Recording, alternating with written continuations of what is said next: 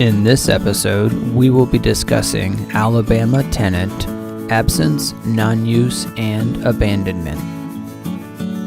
Alabama laws allow a landlord the following remedies when a tenant is determined to be away from the rental property for a specified period of time. Tenant absence.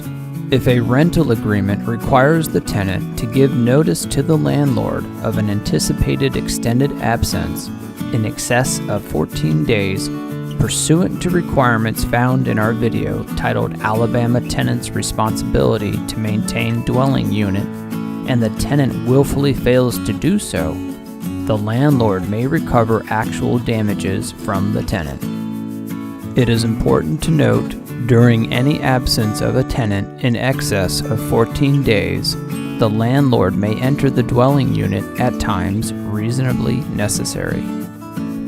Non-use or abandonment. If a tenant abandons the dwelling unit, the landlord shall make reasonable efforts to rent it at a fair rental, but such duty shall not take priority over the landlord's right to first rent other vacant units.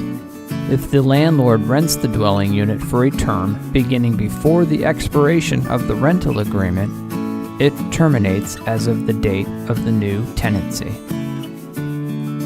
Personal belongings. If a tenant leaves property in the unit more than 14 days after termination, pursuant to the Alabama Uniform Residential Landlord and Tenant Act, the landlord has no duty to store or protect the tenant's property in the unit and may dispose of it without obligation. No electric service. In addition to any other means by which a landlord determines that a property has been abandoned by the tenant, a property shall be considered abandoned if the electric service to the property has been terminated 7 consecutive days.